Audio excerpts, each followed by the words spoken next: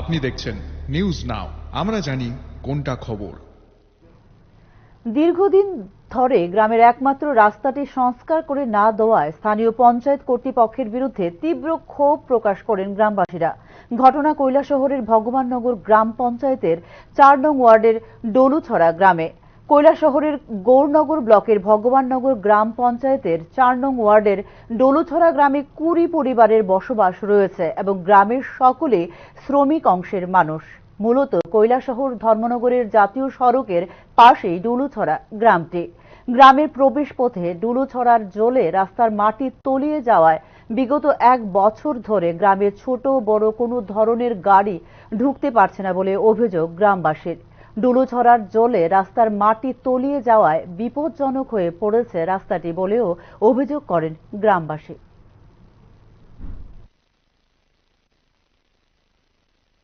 সমস্যা ভগবাননগর এই ৪ নম্বর ওয়ার্ড, আমাদের গ্রামের এই একটাই রাস্তাটা প্রত্যেক বছর বিল বানানি হয়।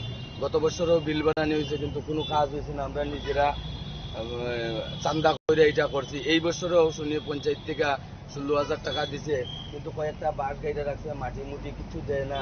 আমরা কেউ মারা গেলে নিজে বইয়া আনি নেই।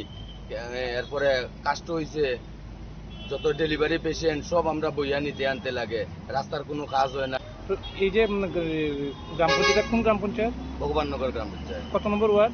আমরা এটা ৪ নম্বর ওয়ার্ড। এই গ্রামের নাম কি? গ্রামের নাম ডলুছড়া। তো আপনারা এই বিষয় নিয়ে কি স্থানীয় পঞ্চায়েতের জিজ্ঞেস করছেন? স্থানীয় পঞ্চায়েতে জিজ্ঞেস করা হয়েছে, বিডিওরে কাগজ দেওয়া হয়েছে, পঞ্চায়েতে কাগজ দেওয়া হয়েছে, সব অথরিটির কাজ সব কিছু করা হয়েছে।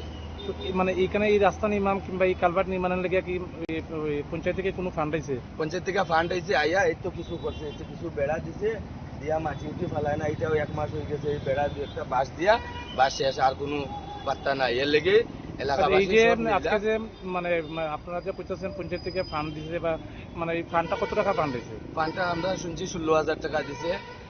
আপনার সেক্রেটারি থেকে ধরে সবে কইছে ১৬,০০০ টাকা দেওয়া হয়েছে।